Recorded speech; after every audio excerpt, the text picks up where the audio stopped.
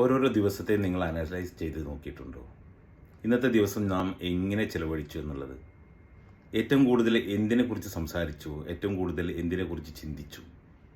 വ്യക്തികളെ കുറിച്ചിട്ടായിരുന്നോ നിങ്ങൾ സംസാരിച്ചത്? അതല്ലെങ്കിൽ പ്രോഡക്റ്റുകളെ കുറിച്ചിട്ടായിരുന്നോ? അതല്ലെങ്കിൽ ഐഡിയകളെ കുറിച്ചിട്ടായിരുന്നോ? എന്തായിരുന്നു കഴിഞ്ഞ ദിവസം നിങ്ങൾ ചെയ്ത പ്രവർത്തികൾ? ഒന്ന് അനലൈസ് ചെയ്ത് നോക്കൂ. എവിടെയായിരുന്നു നാം? വ്യക്തികളെക്കുറിച്ച് സംസാരിക്കുന്നവരാണ് മഹാഭൂരിഭാഗവും. എന്നാൽ വളരെ കുറഞ്ഞ ആളുകൾ മാത്രമാണ് പ്രോഡക്റ്റുകളെക്കുറിച്ച് സംസാരിക്കുന്നത്. എന്നാൽ വളരെ ചെറിയ ശതമാനം മാത്രമാണ് ഐഡിയകളെക്കുറിച്ച് സംസാരിക്കുന്നത്. നമുക്കുണ്ടാകുന്ന വലിയ ഐഡിയകളെ നാം ഒരിക്കലും തന്നെ ചെറിയ വ്യക്തികളുമായി, അതല്ലെങ്കിൽ ചെറുതായി ചിന്തിക്കുന്ന വ്യക്തികളുമായി ഒരിക്കലും തന്നെ ഷെയർ ചെയ്യപ്പെടാതിരിക്കുക.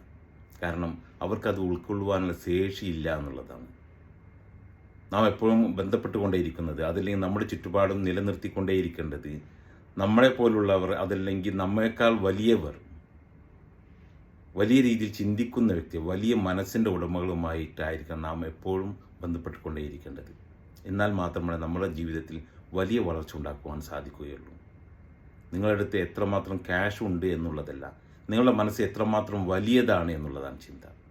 ഒരിക്കലും തന്നെ ചെറിയ രീതിയിൽ ചിന്തിക്കുന്ന വ്യക്തികളുമായി സംവദിക്കാതിരിക്കുക. നിങ്ങളുടെ വലിയ ആശയങ്ങൾ വലിയ മനസ്സുള്ള വ്യക്തികളുമായി ഷെയർ ചെയ്യപ്പെടുക. എന്നാൽ നിങ്ങൾക്ക് അതിന് പറ്റുന്ന ഏറ്റവും നല്ല ഐഡിയകൾ